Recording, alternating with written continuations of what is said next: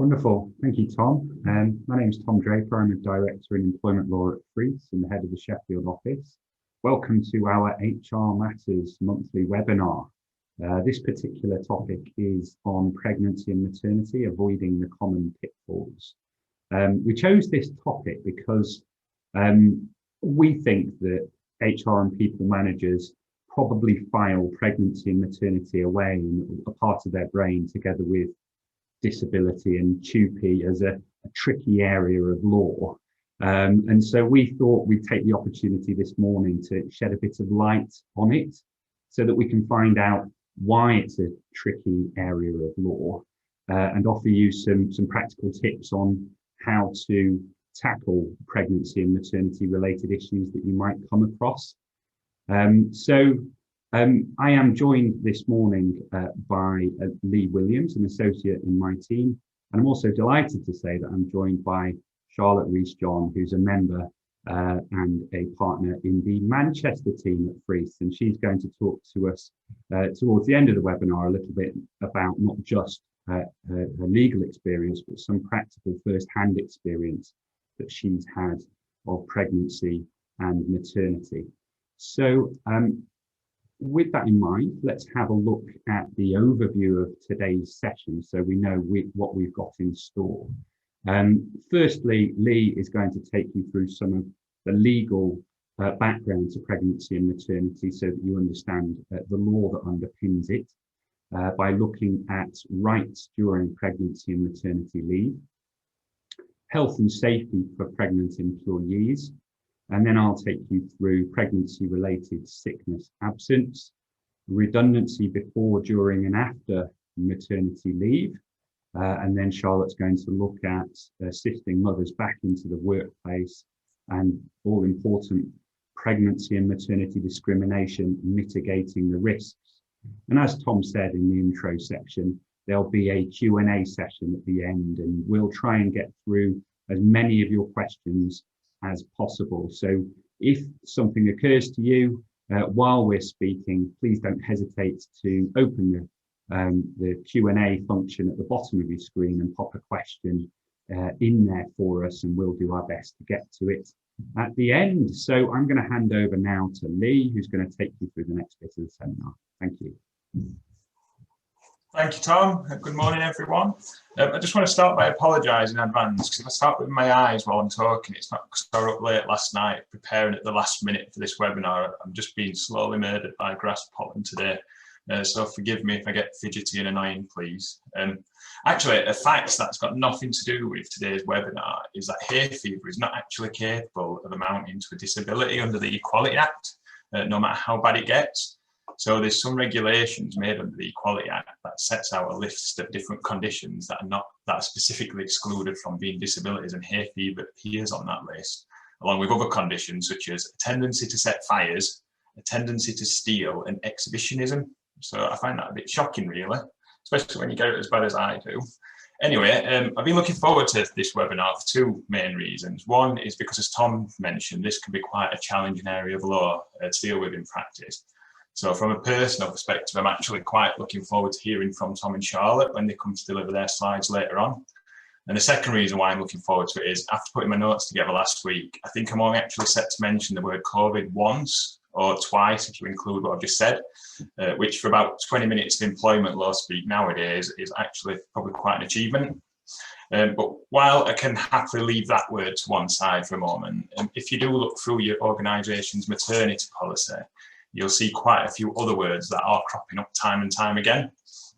And I've copied some of these across to the slide on screen. So before we start talking about pregnancy and maternity issues later on, it's probably a good idea for me just to quickly go through precisely what each of these terms mean in law, just so when we do mention these time and time again during the webinar, they don't go straight over your head. So the first term that we have on the slide is the expected week of childbirth, so the EWC. And this is one of the more obvious terms to define, as it simply means the week in which an expectant mother is due to give birth. And a week for these purposes is measured from a Sunday to a Saturday. Next on the list, we have the qualifying week. So for the purposes of pregnancy and maternity law, the qualifying week means the 15th week before the expected week of childbirth. so the 15th week before the EWC. So to find out what a pregnant employee's qualifying week is, what we need to do, we need to find out what the EWC is first, and then we simply count back 15 weeks from then, and then that will give you the employee's qualifying week. Finding out the 15th to last week of an employee's pregnancy seems a bit random, but from an employment law perspective, this is arguably the most important date of a woman's pregnancy, because there's various rights and obligations that kick in at this point, and I'm going to come on to some of them shortly. So moving on, next on the slide is the date on which maternity leave starts. I don't think a detailed explanation is needed for what this term means, but it's important to flag it because not all women will start the maternity leave at the same time, and there's different rules around this. Again, we'll come to that in a bit more detail later.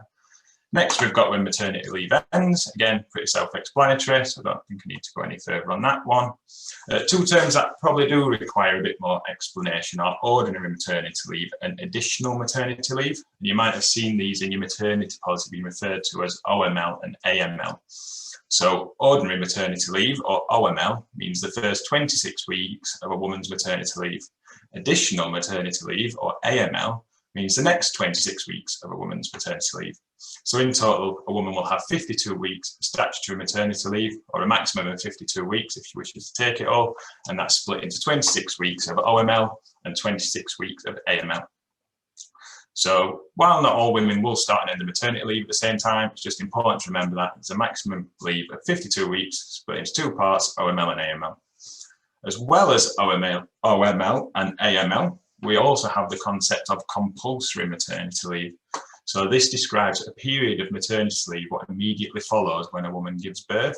So the law says that regardless of when a woman opts to start maternity leave, and regardless of how much maternity leave she wishes to take in total, all women must take at least all women must take a period of 2 weeks of maternity leave from the date of childbirth, hence where the name compulsory comes from. And for factory workers, this period is extended from 2 weeks to 4 weeks. And from an employer's perspective, it's particularly important to remember this concept because it's actually a criminal offence if you allow a woman to work during this period. So really naughty, please don't do it. And the last term on the list is the protected period. So when you hear protected period being referred to in a pregnancy and maternity context, what this means is the period of time between when a woman becomes pregnant and when she finishes the maternity leave. So either at the end of the AML period, if she wishes to take the full 52 weeks, or if she doesn't wish to take the full 52 weeks, the date on which she decides to end her maternity leave and return to work. So that's some of the key terms covered. Let's now look at the significance of some of these terms in practice. Can we have the next slide, please, Tom? Thank you. So the first bullet point on the slide is employees' notification obligations. So from your employee's point of view, the first key date to be aware of is the qualifying week. And as we now know, the qualifying week is the 15th week before the expected week of childbirth. And what the law says is that in order to be entitled to maternity leave, so that's OML and AML, not compulsory leave, because as we all know, all employees must take that regardless. By the end of the qualifying week, a pregnant employee must inform you of her pregnancy, her expected week of childbirth, and the date on which she wishes to commence her OML. And once you, as the employer, become aware that your employee is pregnant, so once they've told you that they're pregnant, that's when all your obligations as an employer of a pregnant employee will kick in. So that's the first deadline to be aware of. If, however, it's not reasonably practicable for the employee to meet this deadline, then they can still inform you of the pregnancy as soon as they possibly can afterwards without it affecting the maternity leave rights. So in practice, for example, it might be a woman does not actually find out she's pregnant until after the qualifying week. As long as she tells you as soon as she reasonably can, once she does find out, then the maternity rights won't be affected. If a woman fails to hit this deadline and doesn't tell you as soon as she possibly can afterwards, then technically she'll not be entitled to start a maternity leave. Although in practice, it's probably one of those areas of law where, barring a case where an employee is clearly taking the mick, most employers will exercise a bit more discretion and flexibility around deadlines. And in any event, the earliest that an employee can start OML is the 11th week before the expected week of childbirth, unless, of course, the baby is born earlier than that, in which case the maternity leave will begin straight away. And then once an employee has decided on when she wishes to commence maternity leave, she can change her mind about this, but she needs to give you at least 28 days notice before, or otherwise let you know as soon as she possibly can. So that's it for maternity leave. Let's now look at some of the other rights that the law affords to pregnant employees. So once the employee is notified you of a pregnancy, so we're not talking about qualifying week here, we're just simply talking about the time when you as the employer find out that you've got a pregnant employee. Various other rights will be triggered, and these include the right to paid time off for antenatal appointments, the right not to suffer discrimination in relation to pregnancy and maternity, and enhanced health and safety rights that are only afforded to new and expectant mothers. And these rights are afforded to all pregnant employees regardless of length of service. In addition to these rights, an employee might also be entitled to statutory maternity pay. So to be entitled to statutory maternity pay, an employee needs to have been employed by their employer for at least 26 weeks by the end of the qualifying week and earn at least £120 a week on average. If an employee does meet this criteria, then they'll need to provide you with a MAP B1 certificate, which includes details of the pregnancy and the due date. And employees will usually receive this from the midwife at around the 20-week point of the pregnancy. As an employer, you're perfectly entitled to ask your employee for this evidence for the purposes of paying them maternity pay. And in any event, the law does state that the employee should provide you with this certificate by the 3rd week of the ordinary maternity leave, if possible, or within 13 weeks of ordinary maternity leave if she's got cause for not hitting the initial deadline. If the employee fails to meet both of these deadlines, then she'll forfeit her entitlement to statutory maternity pay. So if an employee does qualify for statutory maternity pay, how much will she get? Well, as a starting point, you should check the employee's contract and your organisation's maternity policy. And this is because many employees will actually be entitled to enhanced maternity pay above the statutory minimum. So if your employee is entitled to enhanced pay, then this is going to be the rate that they should be paid during their entitlement to maternity pay. If the employee is not paid an enhanced rate of maternity pay, then they'll still be entitled to the statutory rate. So this changes year on year, and it's currently set as 90% of the employee's normal weekly earnings for the first 6 weeks of maternity leave, followed by 33 weeks of the lower of either 90% of the normal weekly earnings or £151.97. So in total, this equates to a maximum of 39 weeks of statutory maternity pay. And the way, so I've just mentioned the term normal weekly earnings. The way that we calculate normal weekly earnings for this purpose is by working what the employee's pay was during what's known as the relevant period. So the relevant period in this context is broadly the 8 weeks-ish before the qualifying week, although the exact calculation can differ slightly depending on when exactly the employee gets their wages. So if you are trying to work this out, best thing I can advise you to do is just go on the DirectGov website, because they have got some useful guidance about how to get this right. If you've got an employee what doesn't qualify for statutory maternity pay, so for example, they've not worked for you for the 26 weeks, or they don't earn £120 a week, then instead they'll be entitled to maternity allowance, and this to benefit what's paid by the government. So that covers employees' notification obligations and rights. Lastly on the slide, I'm just going to cover your notification obligations as an employer once an employee's told you that she's pregnant. So once your employee has told you that she's pregnant and the date on which she wishes to commence her ordinary maternity leave, as an employee, you've then got 28 days to write back to the employee and inform her when a maternity leave will end, which is also known as the expected return date. And this will initially be the 52 weeks from the start of the leave, although as I've already mentioned, the employee might choose to cut this short if she does not want to take the full 52 weeks. If an employee then decides that she wants to return earlier than the expected return date, then she should give you at least 8 weeks notice of her intention to do so. And if she doesn't give you this 8 weeks notice, then as an employee, you're entitled to delay her return date until the date on which this 8 weeks notice would have expired. But you can only do this if you've complied with your obligations as an employer to notify them of what their expected return date should be. And also, if the employee does decide to change what her intended start date is, then you also have a further 28 days to tell them what their revised end date is. So whenever the employee tells you when they want to start maternity leave or when they change the date, you've always got 28 days to tell them what the revised end date is. And the same applies to where an employee's maternity leave commences automatically. So I've not covered this, Tom's going to cover this in more detail later, but essentially there's certain events where a woman's maternity leave will be triggered automatically, and in which case that maternity end date will initially be 52 weeks after it's triggered, or the date on which the employee tells you that she wishes to return to work. So that's all I'm going to cover on the technical stuff.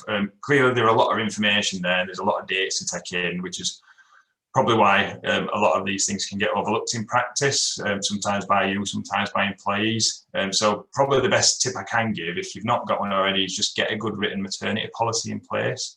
Because a good written maternity policy will explain all these concepts, all of the dates and all the things what you need to do as an employer and by when. And I mean, surely that's better than having to rewatch today's webinar and listening to my voice. If you can just simply whip out your maternity policy, remind yourself about all you need to do, happy days. So moving on then, the last slide that I'm going to cover is, before I hand you over to Tom, is health and safety. So as I mentioned earlier, when an employee tells you that she's pregnant, straight away she'll become entitled to additional health and safety protections, in addition to those what the law affords to all employees in general.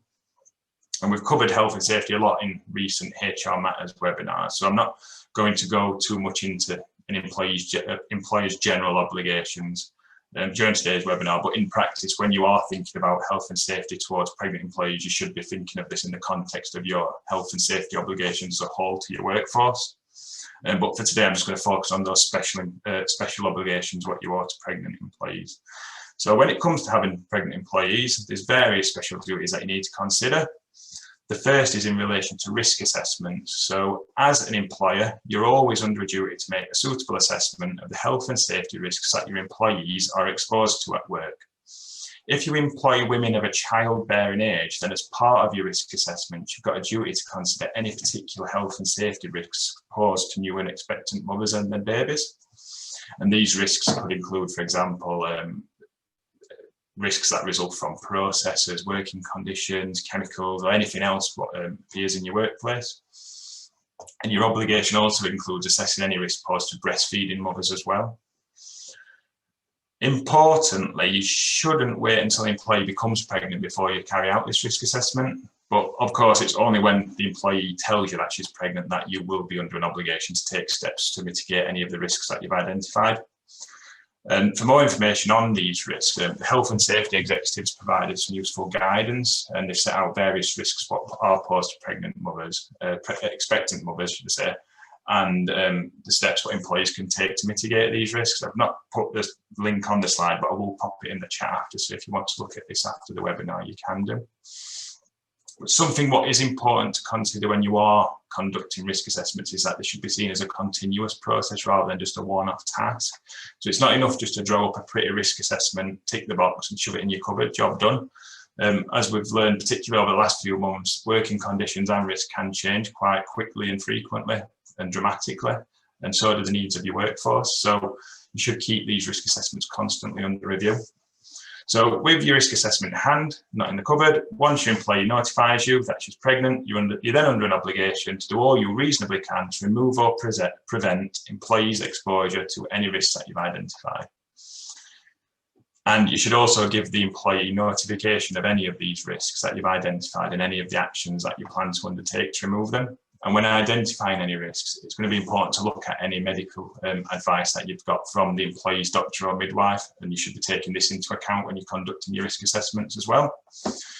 So as mentioned earlier, once you become aware of an employee's pregnancy, this is the start of what's known as the protected period.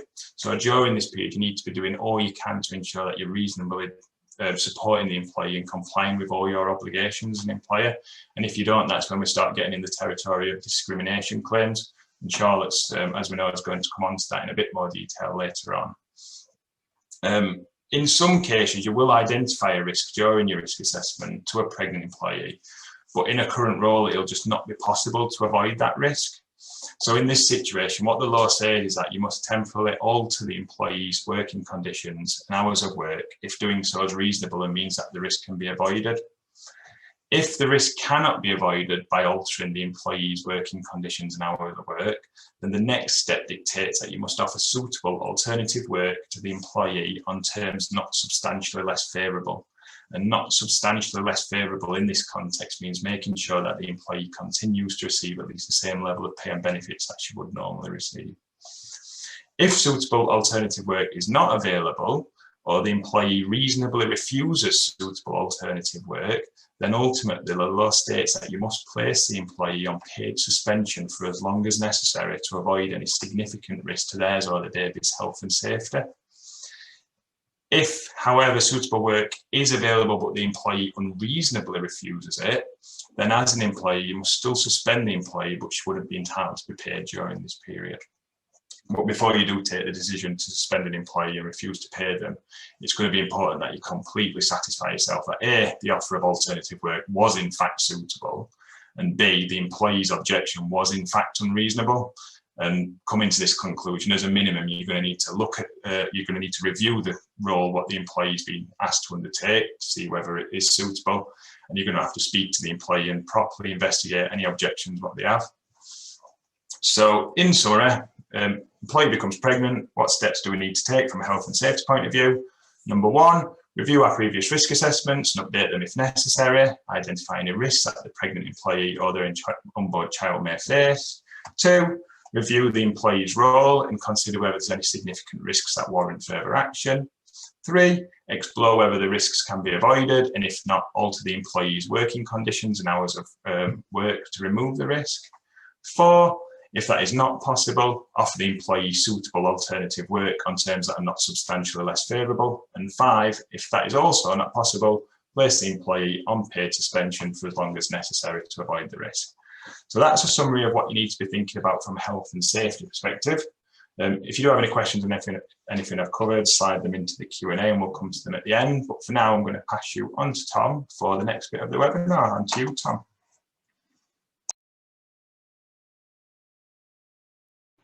Great, thank you very much, Lee. That was really helpful.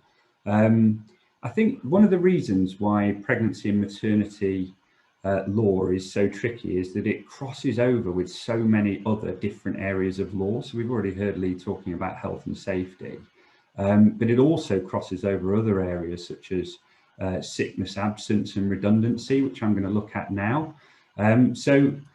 Firstly, pregnancy-related sickness absence. So what does the Equality Act say about this? So it separates discrimination against employees who are pregnant or on maternity leave. And it also, alongside that type of discrimination, it specifically lists unfavourable treatment on the grounds of pregnancy-related sickness absence as an additional factor that employees can bring discrimination claims about. So it really pays to know in a bit more detail what you can and can't do with employees who are suffering from pregnancy-related sickness absence. So what do we mean when we're talking about pregnancy-related sickness absence? Well, it seems obvious, and in a sense it is obvious. It's any illness or absence related to pregnancy. So as long as it's resulting from sickness that has been induced by the pregnancy. And there are a whole list of things that employees can suffer with that are related to pregnancy, both physically and mentally. So it's a wide range of things that can be illnesses that can be triggered by an employee being pregnant. If you're in any doubt about whether or not it is pregnancy-related sickness absence, then the first port of call is asking the employee. But also it is possible to ask for medical evidence and the employee should therefore be able to provide you with a fit note or other medical evidence from their GP or someone else who is caring for them during their pregnancy. So it's pretty straightforward in terms of what is pregnancy-related sickness absence. So what should you do if an employee who is pregnant comes to you and says that she is suffering from pregnancy-related sickness absence? Well, remembering that what we're trying to avoid here is treating this employee unfavourably as a result of the sickness absence. The starting point is following the usual sickness absence reporting procedures. This ensures a kind of continuity of approach so that you're not treating a pregnant employee different from any of your other employees. The other thing that using your normal sickness absence reporting procedures can do is it allows you to record the absence and the reason for the absence, crucially. So it should be recorded as pregnancy-related sickness absence, because not doing that at the start of the absence period can mean that you inadvertently end up treating the employee unfavorably later on down the line. And I'll come and look at ways that you might inadvertently do that shortly. So once you've used just the usual sickness absence reporting procedure, it's really important that your employee gets their usual sick pay entitlement. So go back to their contract of employment or your sickness absence policy, and you'll see there what the employee's entitlement is. If they're only entitled to SSP, then it's not unfavorable treatment to pay them statutory sick pay for their period of pregnancy-related absence. But if they're entitled to company sick pay or occupational sick pay, so essentially full pay, then they should be paid full pay. The tricky part comes in where an employer has a discretionary company sick pay policy. Remembering that we're trying to avoid unfavorable treatment. If the employer is choosing to exercise their discretion in relation to pregnancy-related sickness absence, this discretion should be exercised in the same way as if the employee was off with any other form of absence. And so if you would have chosen to pay company sick pay if she'd been off for another reason, then you should choose to pay company sick pay if the employee is off with pregnancy-related sickness absence. So the next point to talk about is flexibility and understanding. And I think that most employers are sympathetic to employees who are suffering pregnancy-related sickness absence, but it's worth underlining that that's what we should be doing in this kind of situation, because, as I said at the start, this is a separate area specifically protected in law from employers taking an uneven-handed approach and treating employees unfavorably because of pregnancy-related sickness absence. So it's important to listen to the employee, to talk to them about the sickness absence and how it's affecting their employment. And I've even had clients of mine who've gone to the trouble of getting an occupational health report if there's some specific condition that's triggered by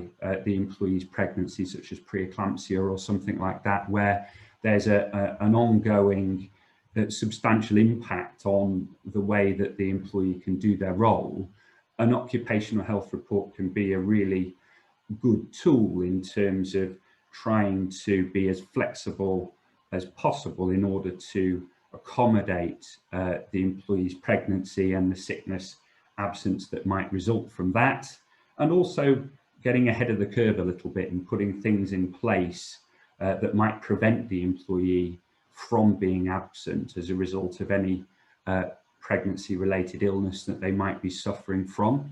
So things that you can do there on the back of talking to your employee and getting an occupational health report might be changing start and finish times at work, might be allowing the employee more breaks during the day, it might be allowing the employee to work from home if they're not normally permitted to do that. And so it's a conversation to be had, and I think on a practical level, the more that you're talking to your employee, the more that you've got them on board in terms of showing them that you are accommodating their pregnancy-related illness, the less absence you're likely to get, which is obviously a practical benefit, but also the less likelihood you're going to have of the employee bringing a claim for pregnancy-related unfavourable treatment.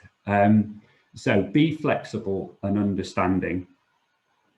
The importance of recording the absences separately from other sickness absences is because you don't want to inadvertently put this employee at a disadvantage as a result of being absent with pregnancy-related illness.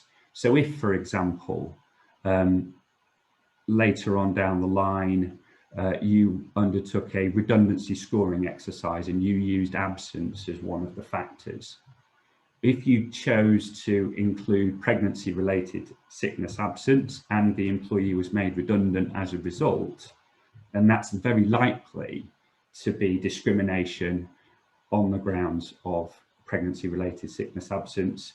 And like with disability-related absence, it should be discounted from any redundancy scoring exercise that you do, but also in more subtle ways, such as promotions or pay rise conversations. If you're talking to an employee about the amount of absence they're having, that they might have had over the last year, for example, and they're not getting the same opportunities as other employees because absence is a factor in terms of promotion or pay rises or training opportunities, then that also is very likely to be pregnancy-related sickness absence. So it's a good idea to record that type of absence over here and normal sickness absence over there, so that you can clearly distinguish between the two and make sure that in all your subsequent interactions with the employee that you're not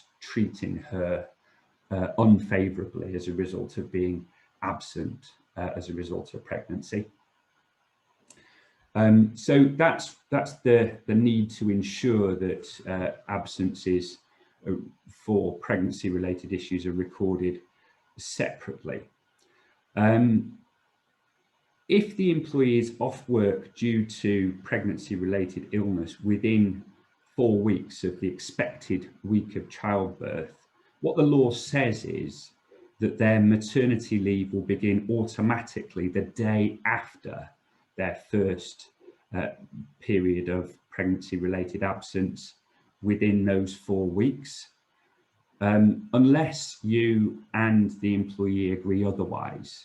That will be the automatic position, and certainly I've had clients who have asked this particular question, and some of them have actually agreed that it doesn't need to happen, but that has to be a two-way conversation with the employee. And if you are going to agree not to start maternity leave within that 4-week period, then it's a good idea to record your agreement with the employee in writing so that you've got something to refer back to later on down the line. So having a look then at redundancy now, on the next slide, we've got a legal definition here from regulation 10 of the maternity regulations, and that is talking about one of these very rare examples in law of positive discrimination. So this is a situation where an employer is obliged by law to offer an employee on maternity leave any suitable vacancy. So what the law says is, where there is a suitable available vacancy during a redundancy process, the employee is entitled to be offered that vacancy before the end of her employment under her existing employment contract.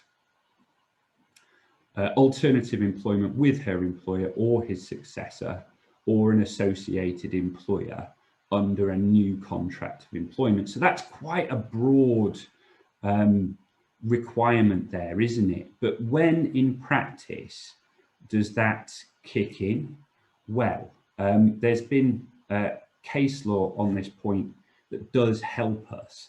And the important thing to remember is that this obligation on you as employers is only triggered once the employee has been selected for redundancy. So it's only triggered once the employee has been selected for redundancy. So it's more likely to be an obligation that you need to follow in a situation where you've got a restructure. So if, for example, you are deleting 2 roles from your organisation and you're replacing those 2 roles with 1 role, and one of the 2 people whose roles are being made redundant is on maternity leave at the time that that role is made redundant, then what Regulation 10.2 says is that you have to offer that alternative role to the employee who's on maternity leave if it is a suitable alternative vacancy. So it's not geared towards situations where you've got a pool of employees and you're reducing the pool of employees from 5 to say 3. That in that situation, there's no suitable alternative vacancy to offer to the employee on maternity leave. You would still have your ordinary obligations under a fair redundancy consultation process to look for suitable alternative vacancies. And if there happened to be one that was suitable and one of the employees who was selected for redundancy from that pool, it was suitable for that employee, then it should be offered to her in that situation, but only if there is a suitable available vacancy. So there's no requirement in law to create a new vacancy, but if one was going to be created as part of a restructure anyway, then the employee on maternity leave should be offered it if it's suitable. So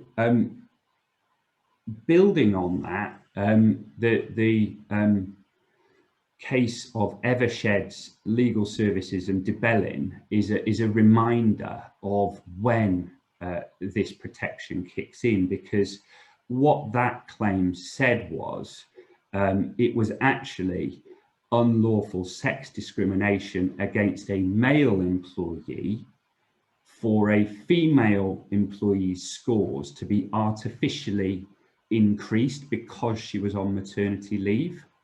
So what Eversheds did in that case was they tried to compensate for the fact that the employee was off on maternity leave. So when she was scored against her colleague, she was given artificially higher scores than him.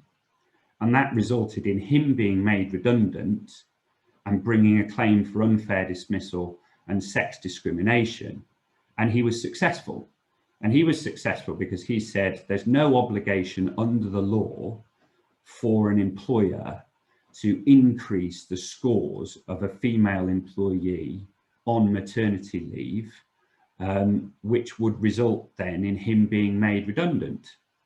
And that's correct, because the obligation under Regulation 10.2 only relates to suitable alternative vacancies, and it is only triggered at the point that the employee has been selected for redundancy. So just to recap on that then, just very briefly, you do your scoring exercise with your employee on maternity leave. If she's selected for redundancy and it's part of a restructure, there may be a suitable alternative vacancy available, and it should be offered to her if it's suitable. Even if it's not part of a restructure and you're looking around your organisation, or as Regulation 10.2 says, an associated employer as well, and there's a suitable alternative vacancy, then again, it should be offered to the employee on maternity leave who has already been selected for redundancy. So that begs the question, doesn't it? What is a suitable alternative vacancy? So that has two definitions, and they're set out in Regulation 10.3. So they are the new contract of employment to be suitable must be such that the work to be done under it is of a kind which is both suitable in relation to the employee and appropriate for her to do in the circumstances. And secondly, its provision as to the capacity and place in which she is to be employed, and as to the other terms and conditions of her employment are not substantially less favourable. So there's a two-limb test there. The first part of the test, the first limb, is that it needs to be suitable in relation to the employee and appropriate for her to do. And secondly, it needs to be suitable in terms of location and also on substantially not less favourable terms.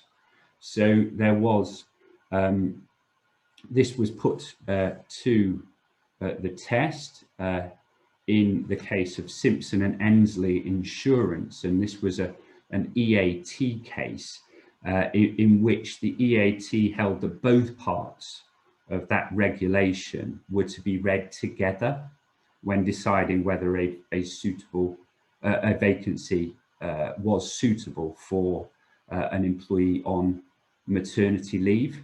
In that particular case, the employee had argued that she should have been offered a vacancy in Cheltenham when she worked in London, and the EAT agreed with the Employment Tribunal that that wasn't a suitable alternative vacancy in terms of location because it was too far away, and therefore it didn't meet that second limb of the test for whether a suitable a vacancy is in fact suitable. So it has to meet both the parts of the definition. So it needs to be suitable for the employee to do, and also in the right location and on no less favourable terms.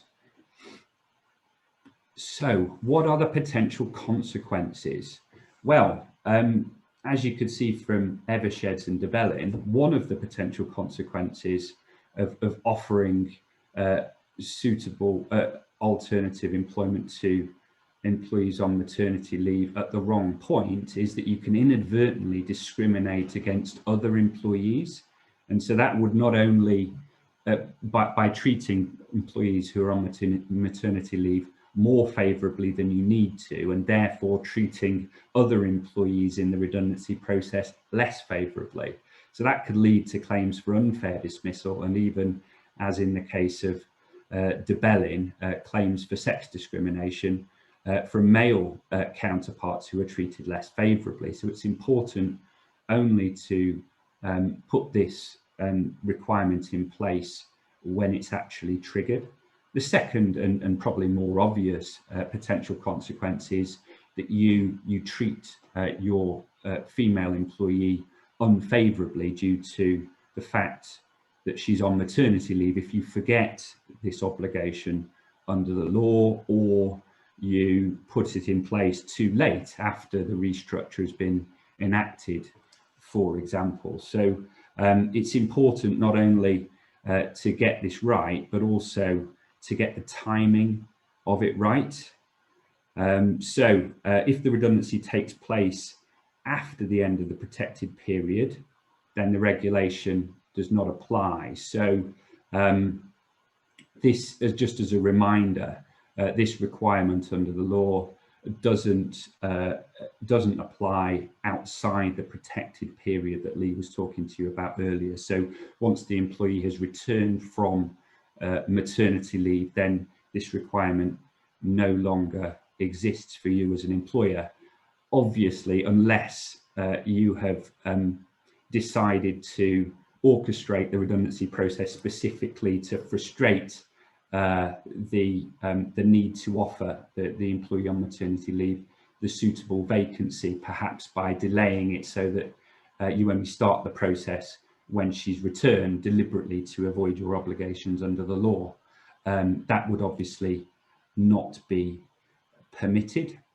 So that's a good overview in terms of your obligations to pregnant employees in relating to sickness absence, and also in relation to redundancy. So I'm going to pass over to Charlotte now, who's going to have a look at how we can assist mothers back into the workplace following maternity leave.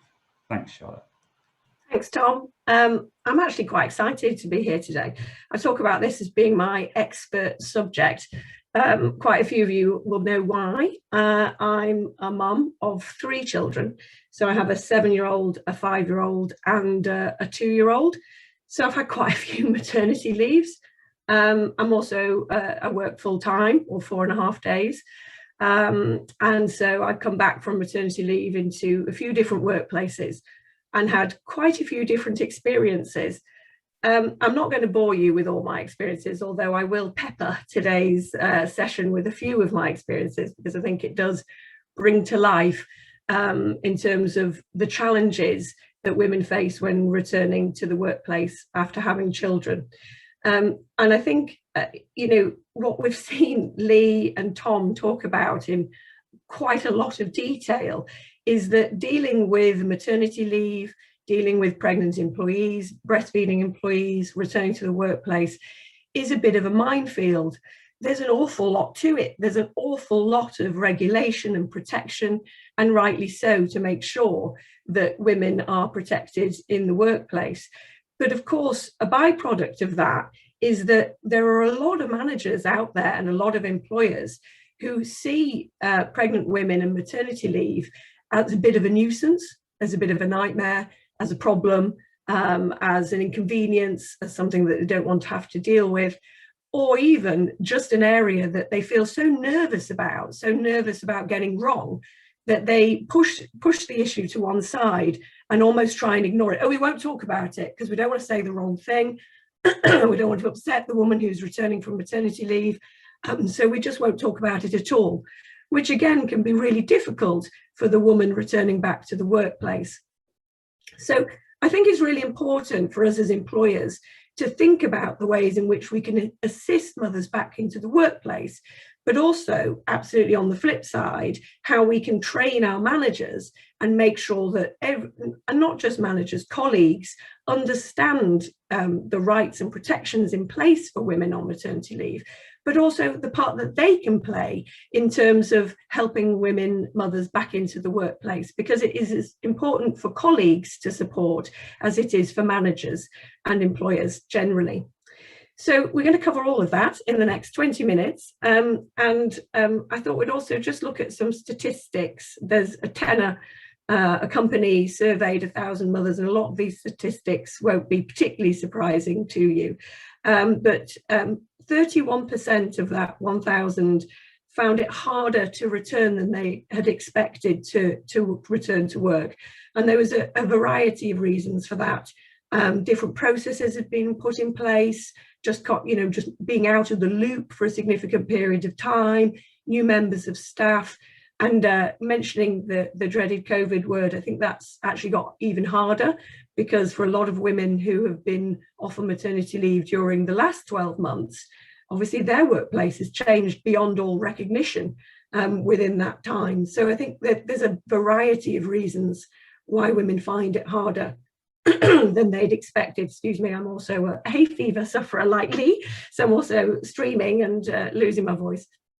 Should be protected completely with Lee on that, should be a protected characteristic for, under the Equality Act.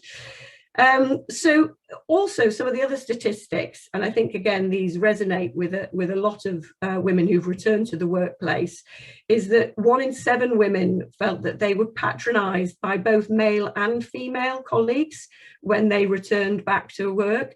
So it's that whole, oh, you know, sleepless nights, you'll be really struggling, you've got baby brain, you won't be very good at concentrating, or general comments like that when you're returning to work. And Obviously being professional and then having comments like that is not necessarily helpful, perhaps well-meaning, but not particularly helpful for those who are returning and actually having to deal with some of the real challenges of having a young baby at home, which I might like to buy doesn't just apply to women. Obviously, new dads out there will also be very familiar with that experience. Only 27% of new mums felt excited at the prospect of returning to work. I think that's really sad. I have to say, out of 3 maternity leaves, I fell into the 52% that were worried, and certainly on one of my maternity leaves, I fell into the 37% that said they were dreading it. And I think, again, that's really sad, isn't it? 37% were dreading returning to work. Or everyone should be excited about returning to work, and it's our duty as an employer, not just because it's the right thing to do, but also it's massively beneficial for our business. So this is the factor with all of this. The consequences, and I'll come on to discrimination claims, but that's not the real consequence for you as employers, because actually most women don't bring claims because they've got enough on their plate, is the reality. The actual consequence is that you just lose really good people, because women are nervous about coming back. They come back to work, it isn't what they're expecting, or they're unable to cope with the pressures of the role that they do and the role that they're doing at home, and they leave, or they lose their desire to get promotion. And those two things are what are really damaging for us as employers, because as we know, recruitment is challenging. There's a lot of investment in individuals, and to lose those individuals for something that can be resolved is a real shame. So that's why it's really important that we look at how we can really transform the way in which we assist and help women back into the workplace, as well as discrimination claims, which we'll come on to. There was some positive news from the survey. So 62% were looking forward to earning some money again. Again, I can identify with that. So there's a massive financial implications of taking maternity leave, which again, I know many employers are looking at now with improving their maternity benefits to keep women engaged and keep women in the workplace. And 43% just wanted to get back to being able to have a coffee with their friends in work and have normal work interactions that not all be about nappies and when the baby last went to the toilet and things like that, which is usual general discussion when you're on maternity leave. So there was some positives. But I think the other thing, and again, talking from personal experience, is that not only is every woman different, but every pregnancy is different. And Tom mentioned briefly when he was talking about sickness, that one of the keys to this is communication. It's communicating with your employees and individual employees about what will work for them and what they need on returning to the workplace and what support they need to be put in place, because it is very, very different. And as I say, not just for each woman, but in each pregnancy, because each pregnancy can be quite different and the experience returning to the workplace can be quite different. So before we talk about a bit more about some practical steps that we can take, let's go back to the law and have a little look at employee rights. So what are women actually entitled to when they return from maternity leave? So if an employee takes ordinary OML, ordinary maternity leave, and returns before the end of that leave, or a period of shared parental leave combination where the total's 26 weeks or less, then they're entitled to return to the same job in which she was employed before her absence. Absolutely straightforward. It says what it means. Same job as she was in before she was employed before her absence. And it can't be a role that's not less favourable than she would have been if she'd not been absent. Obviously, redundancy is different, and Tom's talked about that, and there's additional protections. It's worth mentioning on those protections that the law is about to change with Regulation 10 in terms of it being extended. So we are looking at an extension of potentially 6 months from when the women returns to the workplace. We've been waiting for that. I keep on getting asked by clients, is it happened? Has it happened? Has it happened? No, keep checking. We keep checking pretty much daily. Still hasn't been put in place, apparently, when parliamentary time allows. So they're a bit busy, as you know, so we'll see, but that is going to be extended. She's also entitled to a benefit from any improvements, as if she'd not been away. So that's things like pay rises. Just watch pay rises, because if there is like a general pay rise in the workforce, then that must be applied to the individual on maternity leave, and it can result in maternity pay calculations having to change, as well as obviously then benefiting when they return to the workplace, and on the same terms and conditions for the grade or levels. There might have been some improvements, I don't know, an uplift in a car allowance or better car policy or anything like that. All of those improvements, or any of those kind of improvements, should also apply. So what about AML? I often get, and I'm sure Tom and Lee do as well, oh, well, she's returning after AML. And I think this is a bit of a historic hangover. That means she doesn't have to return to her old role, and they lose that right. I think there's very little difference actually between returning from OML and AML. There's a slight difference in the terminology, the legal terminology. So they still have the right to return to the old job. The only difference, if they're returning after additional maternity leave, is that if the employer can show that it wasn't reasonably practicable to permit the individual to return to their old job. But really, when you look at what that means, there's going to be very few circumstances where that applies. Perhaps if there's been some kind of reorganisation, obviously not redundancy reorganisation, because that would be redundancy potentially. But all the situations that we get asked about, that I'm sure, you know, as you in HR get asked about, the good old, oh, well, not really sure what she was doing before she went on maternity leave, because we've coped absolutely fine without her since she went off. I get that quite often. Also the good old, oh, well, her replacement's been amazing. They've done this, they've done that.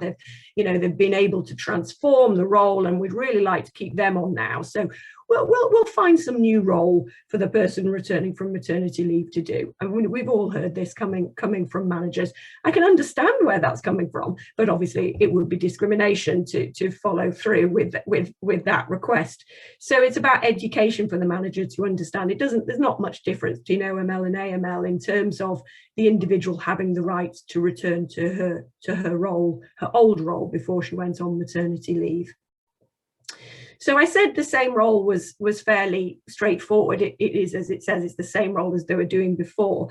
There is obviously some case law around that, because lawyers like to argue about things. But a good example is a primary school case. And in that case, the employee was arguing that she should come back to being a reception teacher. And she was saying the same job was working in reception. And actually, she lost that case because the school successfully argued that as a teacher, you quite often have to go, and in primary school, quite often have to go into different age groups. So you might do a couple of years in reception, a couple of years in year 6, a couple of years in year 3, and move around. And because those expectations were already in place, then the same job was a job where the expectations in terms of what year you might be teaching can change. So, there is thankfully a certain amount of common sense to the same job, so it doesn't have to be exactly the same, but it mustn't be outside of the normal range of variability which the employee could reasonably have expected. That's the quote from the legal position in the case law. So basically, they're coming back to the same job for all intents and purposes. So now we've got them back into workplace, and we've explained that to managers. Managers understand that that's the requirement. So there's no expectations that they can fiddle it a bit and they can put her into a different job, or they can keep the replacement on, or they can get her doing something else because they've now realised they didn't really need her doing what she was doing before. Once we've educated everybody that that's not an option, then the next thing is to start talking about what we can do to make sure that there is a smooth transition back into the workplace. And as I say, I think the absolute critical thing here is to speak to your employees, to communicate with them, and to understand what the challenges are within your organisation, because they will be very different depending on the nature of the organisation and the nature of the role. So for some roles, like for us in the legal profession, we don't have maternity cover. The rest of the team just have to get on with it and have to manage in the absence of the individual who's been on maternity leave.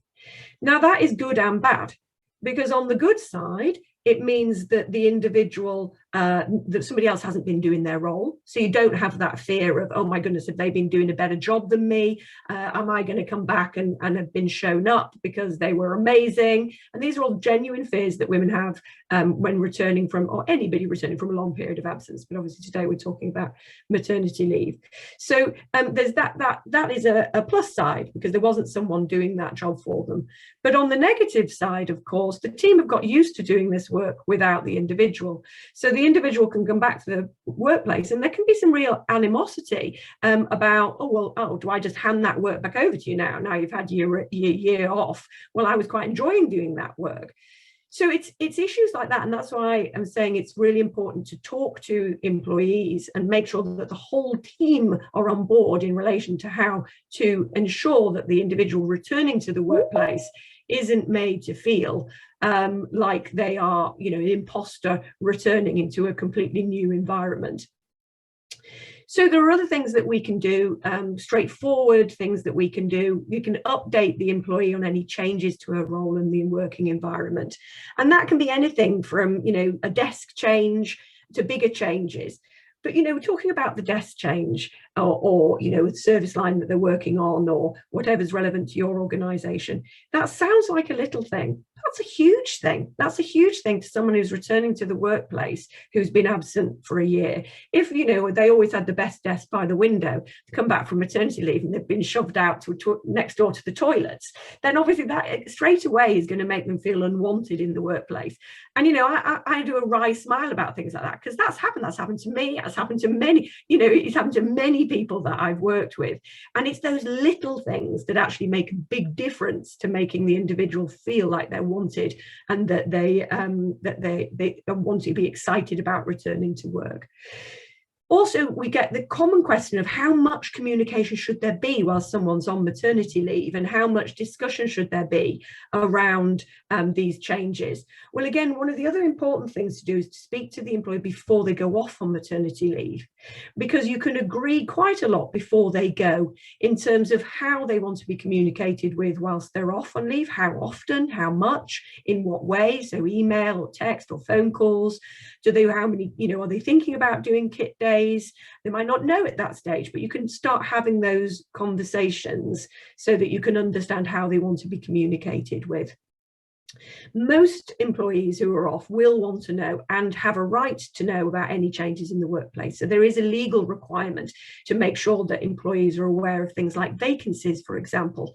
So what an employee shouldn't have when they're returning back, by the way, we promoted so-and-so whilst you were off.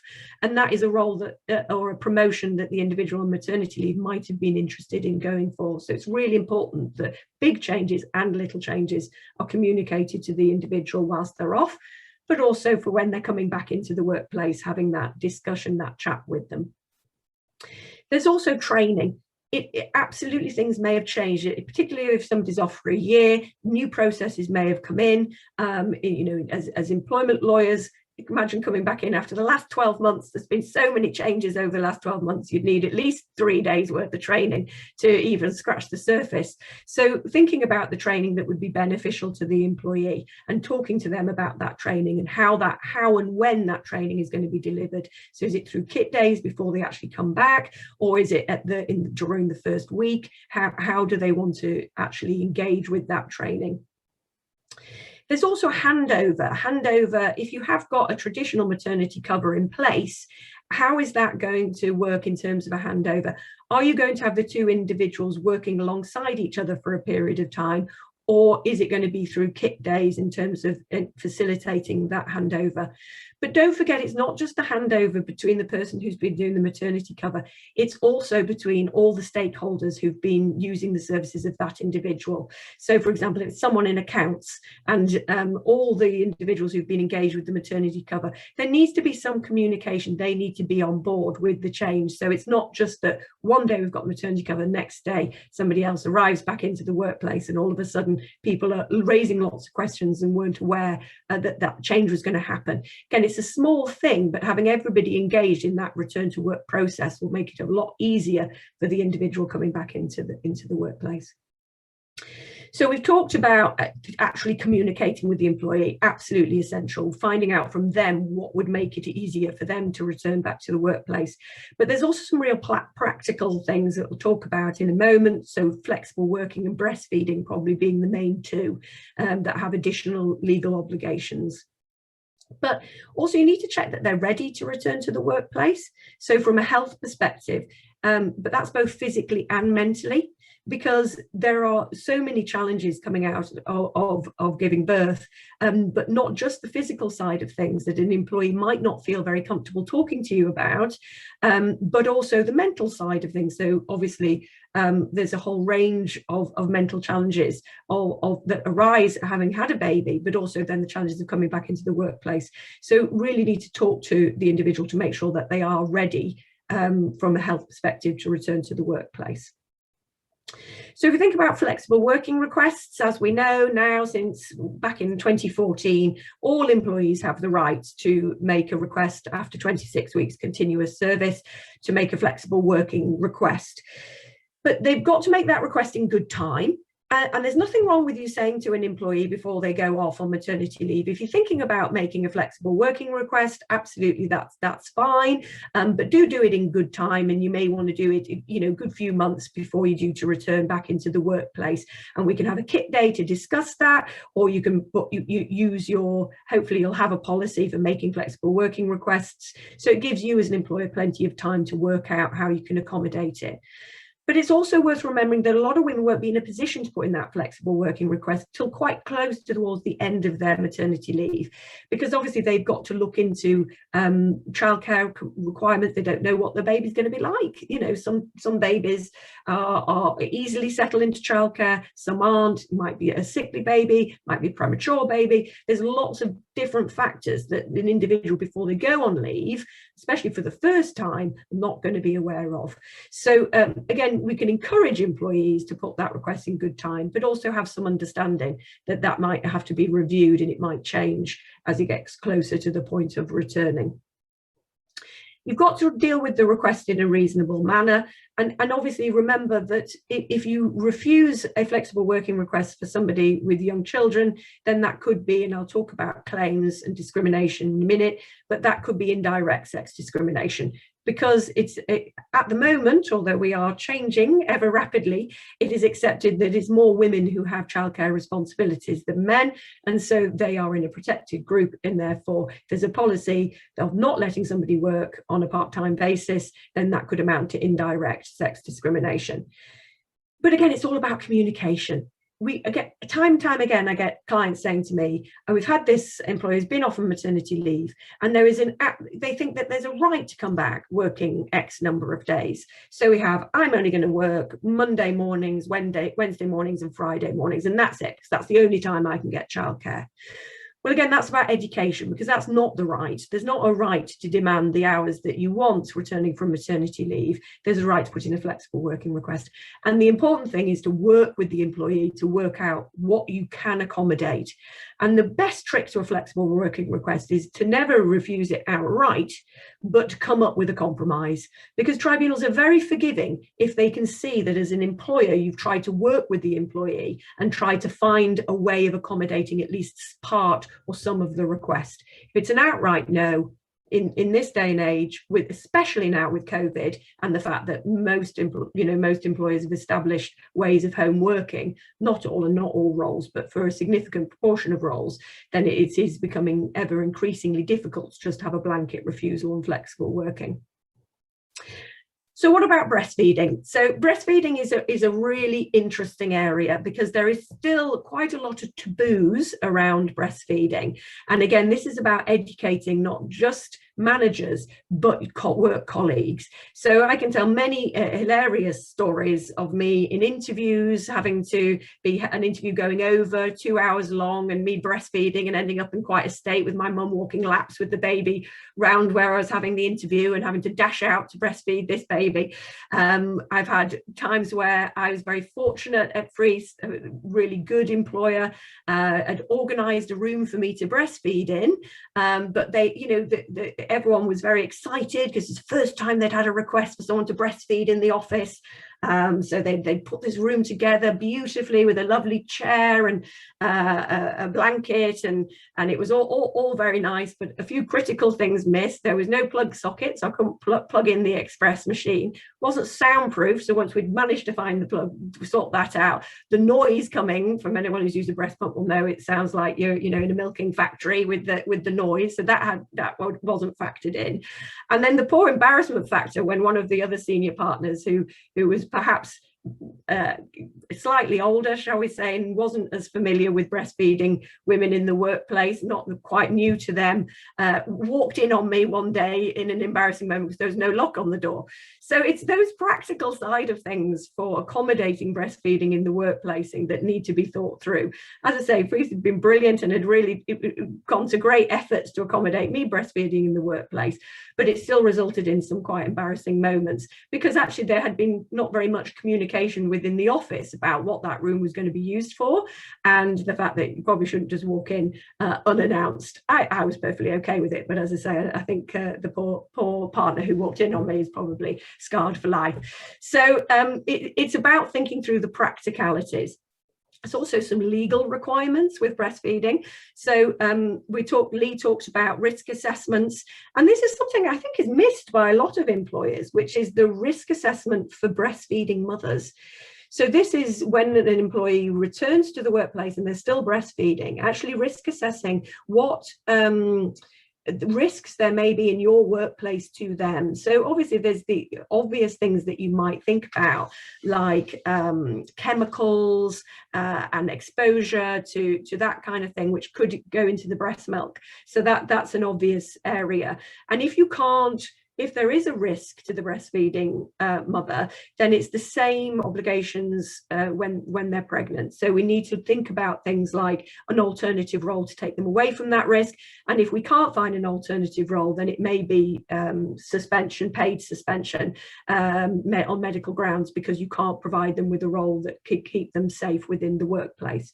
So we need to think about that. There's also things like adequate rest breaks and meal breaks, because an individual who's breastfeeding may need to eat more often, smaller more often, so they may need more regular breaks to accommodate that, or may need to take some rest time.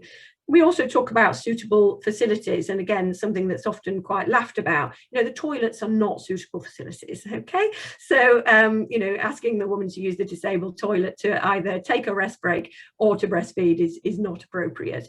So we need to think about those practical implications and whether or not we can actually accommodate that within our particular workplaces, and how we will accommodate that without completely embarrassing the life out of both the employee and also the colleagues, which again is not the legal bit, but a real practical side, and something that women worry about when returning to the workplace, and also can delay their return. So looking at it from a purely selfish point of view as an employer, an employee who might be happy to return at 6 months might delay to 12 months because they're worried about how they're going to facilitate breastfeeding in the workplace.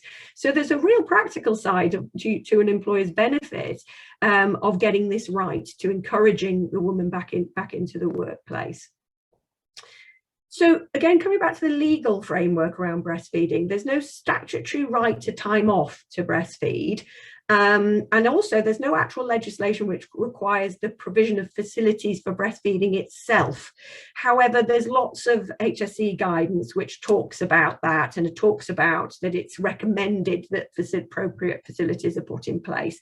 And it's not just the toilet issue and having somewhere to breastfeed, but it's also things, if women are expressing, it's things like having a fridge for storage. So, it's about having a fridge where there's space in the fridge at the right temperature to store breast milk if they're expressing for the baby to be fed at home.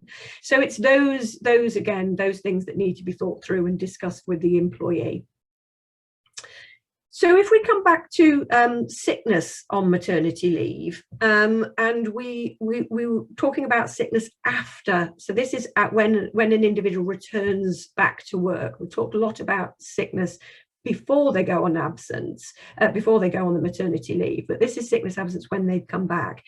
And actually, there's no legal requirement to treat sickness when they return back to the workplace any differently to anybody else who was off sick.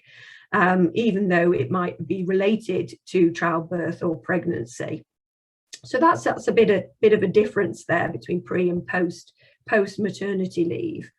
But again, obviously, we've just got to remember, as Tom was saying about recording, making sure that any sickness absence that was related pre the maternity leave is kept separately. But once they've returned, then it can be treated in the same way as it would be for any other employee who was off sick. So a lot of this, as I say, is about being proactive. We're talking about being active instead of reactive. And there's a whole host of benefits for you as an employer to doing that. One, women may choose to come back earlier. Two, they may feel more ready to come back into the workplace. Three, they might actually be excited about coming back into the workplace, so be up and ready to get into work and to do a good job for you, to be a motivated employee. And fourthly, retention. Retention for me is the biggest driver for being proactive rather than reactive, because for too many women it's too late. By the time they come back into the workplace feeling like they're not doing a good job, you've already lost them, and then you're going to lose that employee that you put a lot of investment in, not just maternity pay but also investment over their career with you in terms of training and development. So it's thinking about ways in which you can be proactive. And there's lots of companies and support out there. One, Mentor Mums company, came up specifically out of the pandemic. So addressing the specific challenges that have come about for women returning during COVID, during the pandemic, and returning to different ways of working. And that's a free and voluntary network of support if you're not a big enough organisation to have your own network. At Freeths, we're very lucky. We have a really good proactive carers network that is there for women and men returning after having a young child, a baby, or having young children. And it's a network that meets regularly, and you can dip in and out just to talk to colleagues and get support of proactive ways of juggling caring requirements and a busy, stressful full-time role. Also, there's some companies out there who've done some really good proactive stuff. So Monzo and Channel 4 are good examples. They've looked at 2 weeks additional paid leave for employees who've suffered from pregnancy loss. So that includes stillbirth, miscarriage and abortion. So it's giving them additional time off. And I do think that dealing with maternity leave is looking at the whole journey, and given how common miscarriage is in the workplace, and I do think, you know, there's Tommy's as an organisation are pushing very hard for a lot more recognition about miscarriage in the workplace as well as generally, and it's still a massive taboo. Still, employees feel that they can't tell their employer that they've had a miscarriage because they don't want their employer to know that they're trying for a baby, because they think they're going to be dealt with differently, treated differently. And the sad reality is that 99% of the time that's probably true. So it's really important to look at it as a whole journey and look at the support that you put in place for women who are trying to conceive, trying to have a baby and may suffer miscarriage. Also, there are one of the other really difficult areas of having maternity leave or shared parental leave and having a new baby is the financial side of things. And Lee touched on the complicated nature of all the different terms that are used, all the different payments, how the payments are calculated, the different thresholds. Some people have enhanced, some people don't. Things like bonuses, things like the impact on your pension. The financial side is really difficult. And then when you get into shared parental leave, it's a complete minefield, trying to work out the way in the process that you have to follow to receive the benefits that you're entitled to. So it's a lot of organisations now have turned to accountancy firms or tax advisors, specialists in this area who can actually sit down with an employee and explain to them in English the best way for them to deal with their finances whilst on maternity leave and returning to the workplace. So I think that's a really proactive thing that we can do as an employers. So We've also talked about communicating. Communicating is absolutely essential. And then I'm getting slides flashed to me, so no, I've just checked the time. We're kind of getting towards the end of the session. So what I'm going to do is just to talk about the mitigating the risk of discrimination, because obviously talked about the risk, and which I think is the greater risk, which is losing employees from your workplace. But obviously there is the risk of claims. And just to give a summary of the type of claims we're talking about. We're talking about discrimination claims, and it's interesting that 77% of women surveyed thought they'd been discriminated against, but we only see a fraction of those claims coming through in the tribunal. So although we do see discrimination claims from women, they aren't actually as common as they perhaps should be, given the amount of discrimination in the workplace, because women are reluctant to bring these types of claims. But obviously, we can have indirect discrimination for women if there is a policy procedure in place which has an adverse impact on women who have been are pregnant or on maternity leave. So that would be indirect discrimination. And there can be direct discrimination. And I won't rehearse, we've talked about the ways that they can come about in relation to sickness and redundancy. But the important thing to remember is about this unfavourable treatment. So there doesn't have to be a comparator. Okay, this is it's unfavourable treatment rather than less favourable treatment. So that can be in the case of demotion, dismissal, denying of training or promotion opportunities, and then the taking the sickness-related absence into account. So in terms of I'm just looking at the time. I want to make sure we leave some time for questions. So one of the other key areas for discrimination, in addition to that redundancy, is making sure that when somebody comes back into the workplace, that they are also not taken off training opportunities and they're not treated that unfavourable. So in promotion, making sure there's those promotion opportunities whilst they're off. So I think I've just summarised those last risks just to give us time at the end for some questions. So I'm going to hand back to Tom, who's going to field some of those questions for us.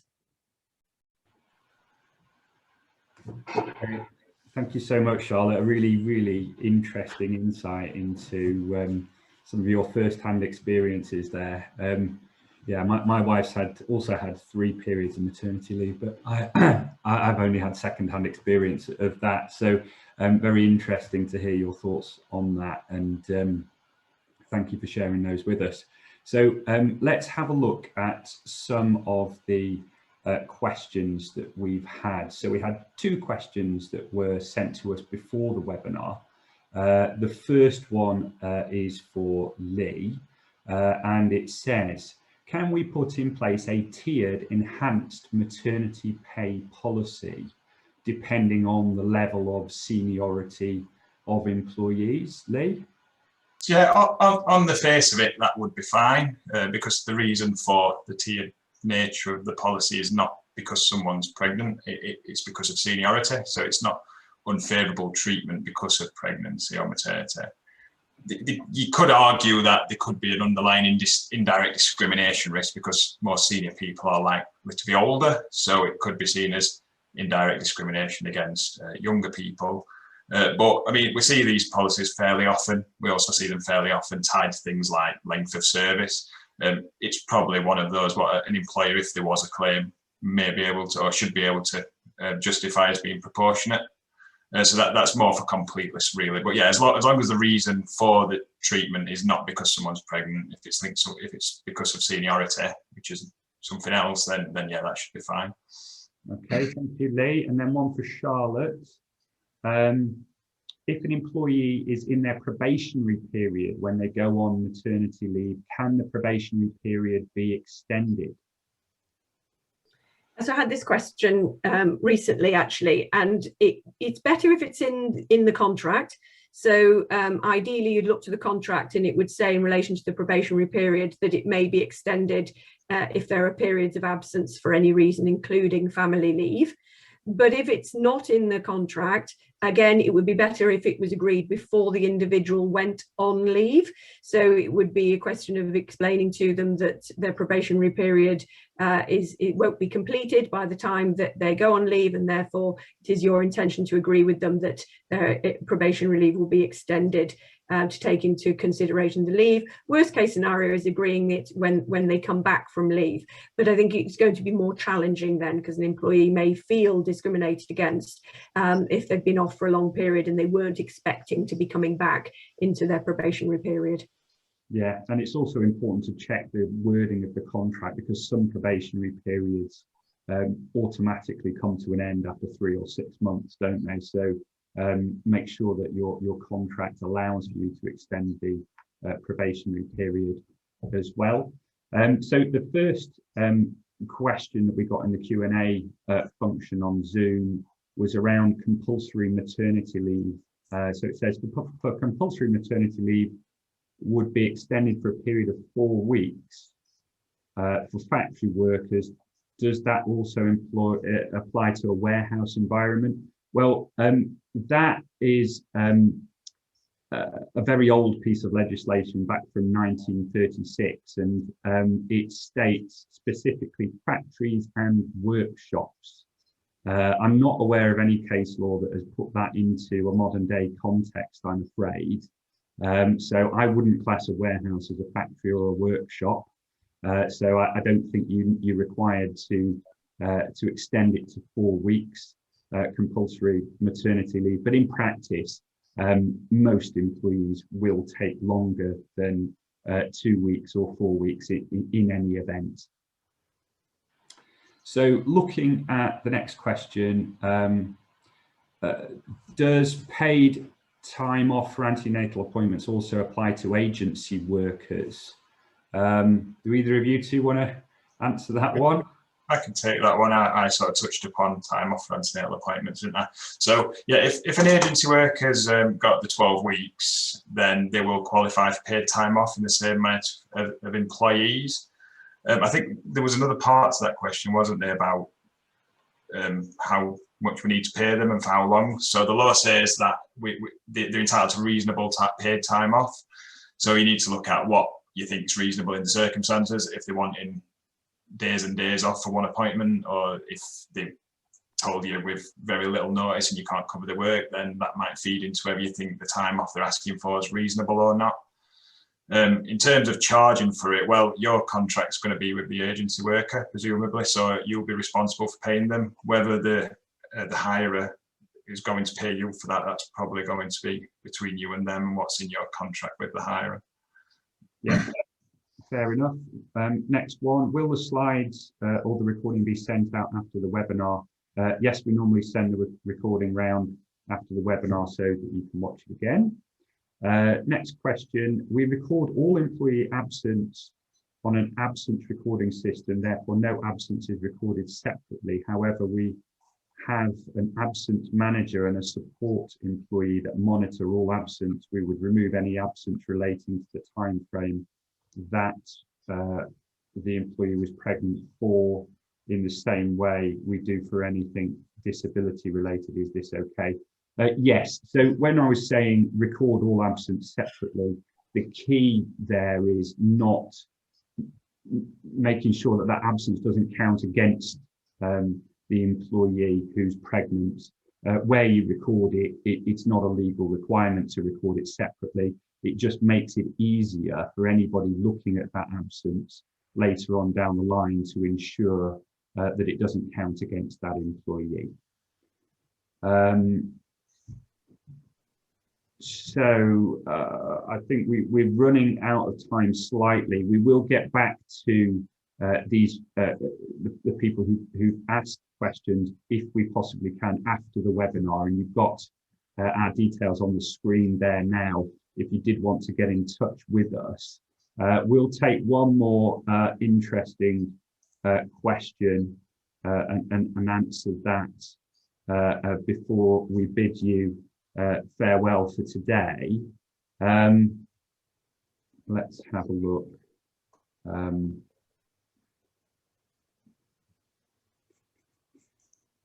So the next one says, should pay be adjusted at the end of the maternity period in a lump sum or throughout the maternity period in regards to increases in pay and benefits? So I think that is referring to employees who are on maternity leave not being treated unfavourably by missing out on pay increases, and how you should put that in place practically. Charlotte, do you have any thoughts on that? I presume as long as the employee isn't missing out, it doesn't matter whether it's in a lump sum or it's in increments. I don't know what your thoughts are. Yeah, I think that's absolutely right. I think that you could do it either way. It's making sure that they get the payment. What tends to happen in practice is that they should receive it as the pay when the pay increase is awarded. But what sometimes tend to happen is that pay increases are backdated, aren't they? So it will be announced, but to take effect from back in 6 months earlier. So I think that's the right answer, which is that if you can do it and it's announced to take effect during a period of maternity leave, then it should be adjusted. And from memory, it should be adjusted from the beginning of the maternity leave period to take into consideration the pay rise, not just from the date of the pay rise. So it is quite a technical area, but I don't think it matters in terms of when you make the payment from a legal perspective. Good. Thank you very much. I'm sorry to everybody who we didn't get a chance to answer your questions. If you've got an email address and you've logged in and we can get back to you, we will. If you want to get back to us, our details are there on the screen. We will send the recording round afterwards so that you can catch up with anything you've missed. But apart from that, I will say thank you very much for joining our HR Matters webinar today, and please tune in for next month's session. We'll see you later. Have a good day. Thank you.